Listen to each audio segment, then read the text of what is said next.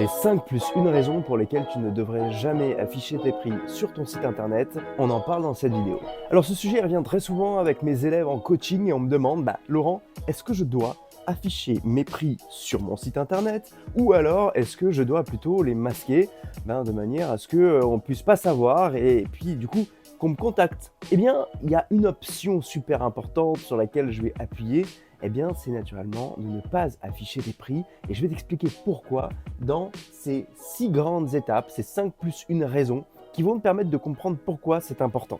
Et on verra que suite à ces étapes, tu verras que celle-ci-là est super importante parce qu'elle va te permettre de comprendre qu'il y a un problème sous-jacent dans ta communication et dans ton approche du marketing et de l'entrepreneuriat qui fait que justement c'est ce pourquoi tu veux absolument afficher tes prix sur ton site internet. En effet, trop de designers pensent que d'afficher ses prix sur son site internet, ça permet d'être transparent, ça rend un service plus accessible, plus simple. Mais le vrai problème, c'est que sans le savoir, cela réduit la valeur perçue de votre travail, surtout si vous voulez facturer des tarifs premium.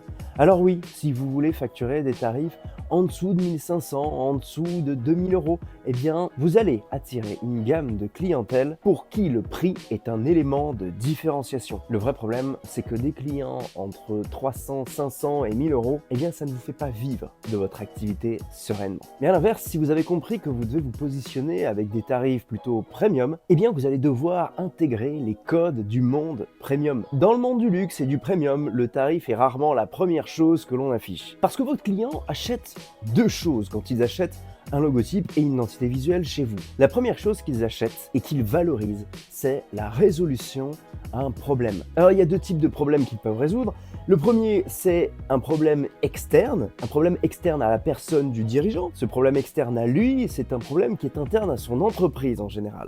Le turnover, la cohésion d'équipe, une mauvaise perception de la marque. Ça peut être également un manque de différenciation sur le marché, une réorientation vers une nouvelle cible, un faible engagement des clients, un problème de crédibilité. Bref, tous ces éléments, en fait, ce sont des éléments qui sont valorisés par le client qui est prêt à acheter une prestation d'identité premium. Et la deuxième typologie de problème que veut résoudre le client, c'est un problème interne à lui-même. Et quand je parle d'un problème interne, je ne parle pas d'un problème interne à son entreprise, mais je parle d'un problème interne et d'un état émotionnel dans lequel se trouve le dirigeant. Et je peux vous assurer que d'entrer dans la psychologie de votre client à ce niveau-là vous permettra vraiment à la fois de comprendre la valeur que vous donnez à vos clients et en même temps de vendre beaucoup plus cher. Alors quels sont ces problèmes internes et psychologiques? Ils peuvent être de plusieurs ordres. La perte de leur influence, parce que leur boîte n'est plus assez valorisée, on sent qu'elle est vieillissante et cela se ressent sur l'influence du dirigeant. Secrètement, ce dirigeant veut valider ou changer son statut parce qu'il ne se sent pas suffisamment légitime,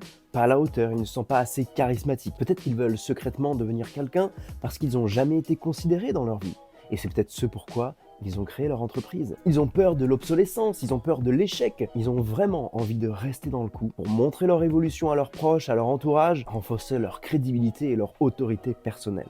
Et tout cela est vraiment de l'ordre de l'émotionnel et de la connexion directe à la psychologie du dirigeant ou du décisionnaire qui peut passer à l'action chez vous pour acheter vos services. Donc ça, c'est tous les genres de problèmes que peut résoudre vos créations de logos. La deuxième chose importante que vos clients doivent valoriser dans votre approche, maintenant, c'est comment je vais faire pour arriver à cela. C'est le processus pour arriver à justement regagner de l'influence, valider son changement de statut, renforcer sa crédibilité, etc., etc. Donc les clients qui veulent acheter un logo comme étant une simple image payent plutôt un JPEG, un PNG, un PDF.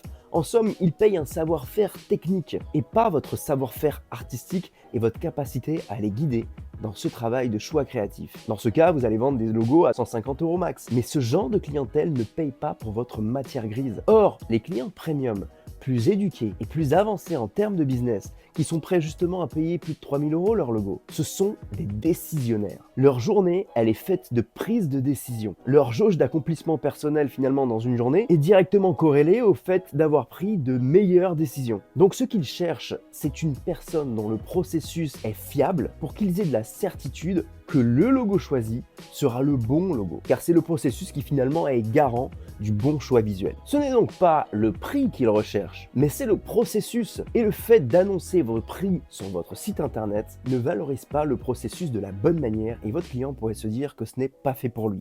Et on va en venir à la première raison pour laquelle ne pas afficher vos prix, c'est le fait d'éviter l'aspect standard. À partir du moment où vous affichez vos prix sur votre site internet, vous rentrez dans une standardisation des choses.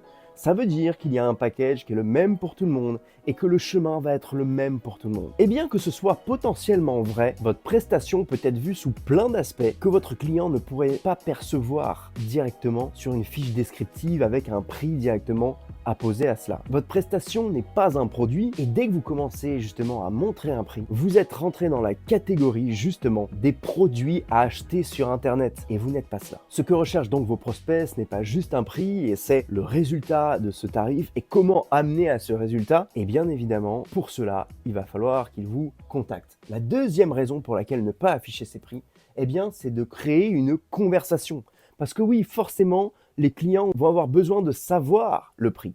Sauf que si le premier élément de choix est le prix, vous ne leur laissez même pas l'opportunité de savoir si vous êtes fait pour eux. Peut-être que le prix que vous allez afficher sur votre site est trop haut, ou peut-être même qu'il est trop bas. Et ça, vous pouvez malheureusement pas le calibrer tant que vous n'avez pas créé une conversation avec vos prospects. Dans cette conversation, vous allez pouvoir créer quelque chose d'unique en récupérant leurs problématiques pour créer justement une prestation spécifique à leurs besoins. Et plus la prestation est spécifique à leurs besoins, plus vous allez pouvoir augmenter la valeur perçue de ce que vous proposez à vos clients. Je vais vous raconter une petite histoire qui m'est arrivée quand je travaillais dans mon agence. J'avais créé un devis pour un dirigeant et cette personne était dans mon groupe et dans mon réseau d'affaires. Et je me souviens que je voulais vraiment faire le meilleur truc possible pour que ce soit vraiment ultra qualifié, ultra premium.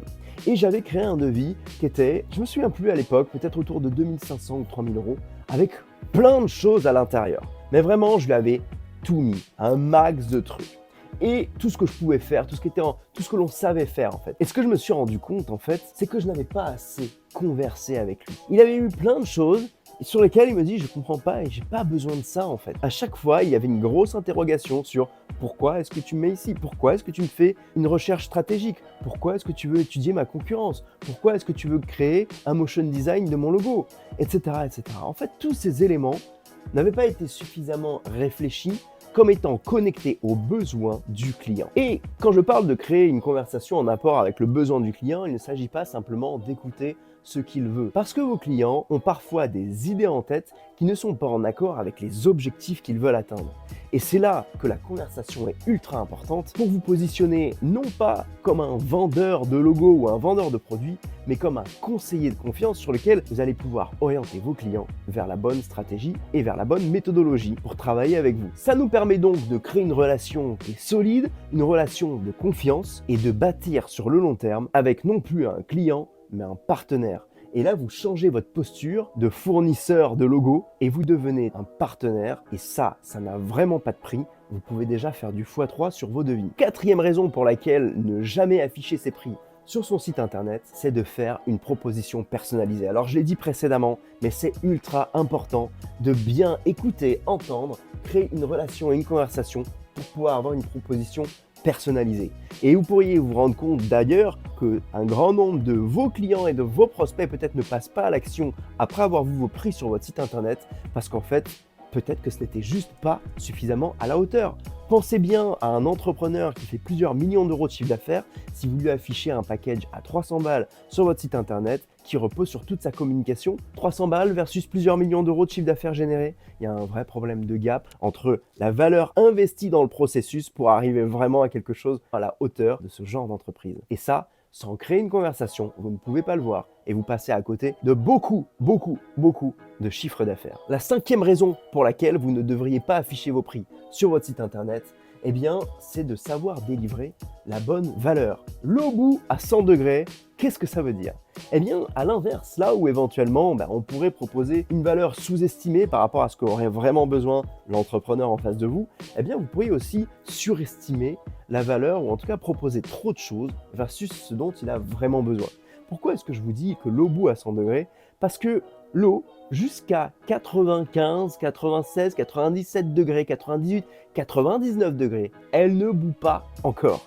Et il suffit simplement d'1 degré de plus pour qu'elle bout. Qu'est-ce que ça veut dire? Ça veut dire que simplement, il faut délivrer exactement juste ce qu'il faut. À 101 degrés, 102 degrés, 130 degrés, 140, 150 degrés, eh ben, elle ne bout pas plus, elle bout toujours autant. Et en fait, vous allez donner beaucoup plus d'efforts et énormément d'efforts sur parfois des choses qui ne sont pas en accord avec le besoin du client et alors que finalement, juste 100 degrés, exactement ce dont il a besoin, était ce qu'il lui fallait pour passer à l'action. Et tout cela, vous ne l'avez pas su quand il était derrière son ordinateur. Donc souvenez-vous bien de ça. L'eau au bout à 100 degrés, pas à 97 degrés, pas à 115 degrés, vous allez perdre de l'effort. En dessous de ça, vous n'allez pas pouvoir créer justement la bonne prestation qui fait tilt et qui donne envie de passer à l'action. La dernière raison pour laquelle vous ne devriez jamais afficher vos prix, c'est que finalement, sinon, vous allez perdre des prospects. Donc, si vous voulez absolument avoir plus de prospects et plus d'opportunités naturellement de vente, donnez l'envie de passer à l'action et de réserver un appel avec vous. Maintenant, je sais pourquoi vous n'avez pas envie de passer sur ce genre de proposition. Parce que votre grand problème finalement, c'est à la fois de vous dire que peut-être que si le client il arrivait à moi en sachant le prix, j'aurais pas l'inconfort de lui annoncer mon prix en direct.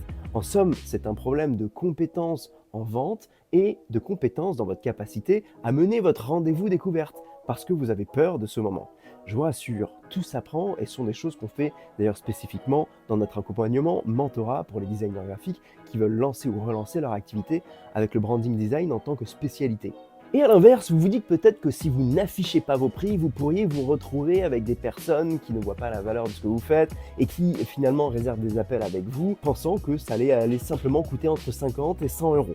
Et là, c'est un vrai problème et vous pourriez me dire, c'est pour ça que j'affiche mon prix en fait, c'est pour éviter d'avoir ces gens-là. Comment justement pouvoir filtrer ce genre de personnes sans avoir à afficher vos prix et passer pour quelqu'un qui vend du low cost auprès d'une grande entreprise? C'est simplement quelque chose qui se joue dans votre valeur perçue. Est-ce que vous pensez que quand vous passez à côté d'une boutique de luxe, la première chose que vous regardez, c'est le prix? Pas vraiment, alors que vous avez bien compris que ça allait coûter très cher avant même de regarder la première étiquette. Alors, la question que je vous pose, c'est est-ce que finalement votre image, votre positionnement, votre site internet et votre branding personnel ressemblent plutôt à une boutique de luxe ou à un site web orienté discount? J'imagine que cette question vous met certainement dans l'inconfort, mais c'est grâce à ce genre de questions qu'on peut avancer et qu'on peut relancer notre activité en allant vers des clients plus premium qui voient la valeur dans ce que l'on fait et qui ne sont pas là pour discuter le prix, mais qui sont là pour discuter de la vraie valeur que vous pouvez apporter à leur entreprise. Et si vous voulez en savoir plus pour savoir comment faire pour lancer ou relancer votre activité avec justement cette approche, il y a plein d'autres choses à savoir et à prendre en considération et j'ai donc créé pour vous une formation offerte dans laquelle je vais vous expliquer quels sont les grands piliers pour attirer des clients premium de manière régulière, stable et surtout de les faire signer au meilleur prix. Pour accéder à cette formation, ça se passe directement dans le lien qui est en description. Tu laisses ton nom, ton email et tu tombes dessus directement. Pense à liker, à partager et à t'abonner en activant la cloche de notification pour retrouver directement cette formation offerte. C'est en description juste en dessous comme d'habitude. France Design. Ciao.